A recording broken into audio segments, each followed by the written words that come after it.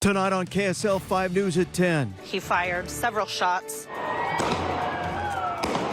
A major twist in last night's deadly protest shooting. Witnesses say Gamboa raised the weapon in a firing position and began running toward the crowd. The man accused of murder never fired a shot. He wasn't the person who caused the homicide. He wasn't the person who caused the death. Family and friends now mourning the loss of an innocent bystander killed by a stray bullet from a protest peacekeeper. Afa was a beautiful, loving person with a big, bright spirit. Shelby Lofton has an exclusive interview with a longtime friend of the Utah man who leaves behind a wife and 2 young children.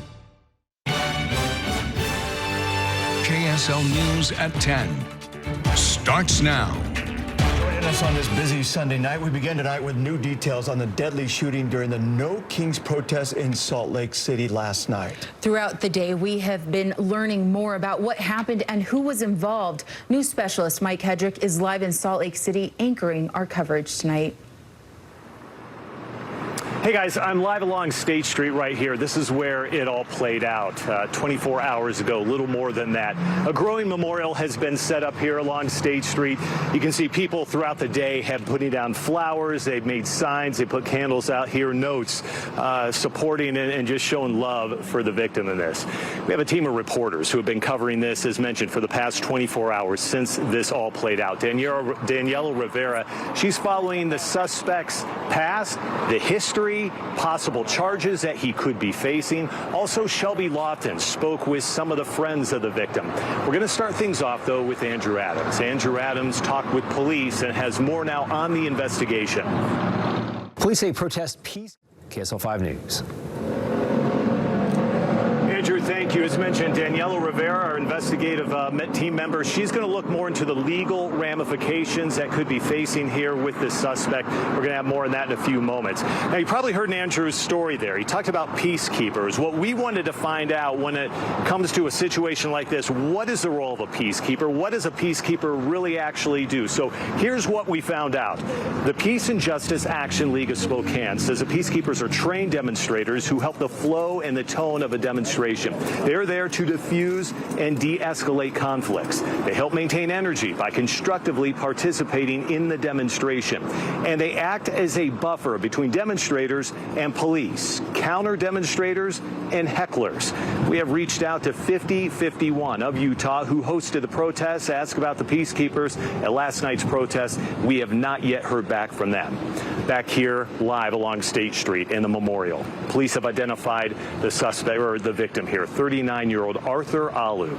News specialist Shelby Lofton joins us right now. And Shelby, you had a chance to speak to some of the friends of the victim here. What did they have to say? What did we learn about him? We learned a lot about him. We learned that he was really widely known within the Pacific Islander community. We also know that he was well known within the fashion world. He was a well-known fashion designer. We learned that his name Arthur Samoan is Afa, and that's how people knew him.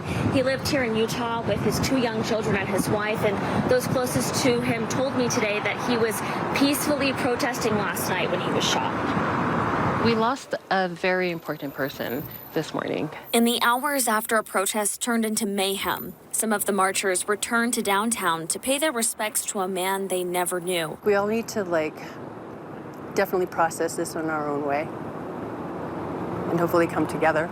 Utah State Representative Verona Maunga knew him very well. Afa and I often refer to each other as family. She was with Afa Alu at the No Kings rally at Pioneer Park. Afa is a person who believed in equity and equality for all people. She says she wasn't with him when the shooting happened. Everyone went running. But when Alu didn't check in with his friends, they knew something had gone wrong. It was a great time until it wasn't. Unfortunately, there was a terrible act of violence. The 39-year-old father and renowned fashion designer from Samoa recently became an American citizen. He wanted to be very much a part of what America is and a part of the American dream. He competed on Project Runway, but Maunga says he was always willing to make clothes for the people in his life. If he knew that I was going to a gala or a ball, he would call me up and say, hey, come to my studio and take my measurements and design me a gown. He also led workshops teaching people how to sew. He brought joy and laughter to community, and he shared his art and his talents so freely with people. Maunga says she's thinking of his family. He was a husband and a father of 2 beautiful children who cared about people and cared about community. I also asked how the victim's family is doing tonight. I was told they really are asking for privacy, but this was a man who knew and loved people all around the world, so his loss is being felt around the globe tonight. He had a huge impact on a lot of people in a positive way, right? I mean, that's really what we've learned over the course of the last 24 hours. All right, Shelby, thank you. We appreciate that.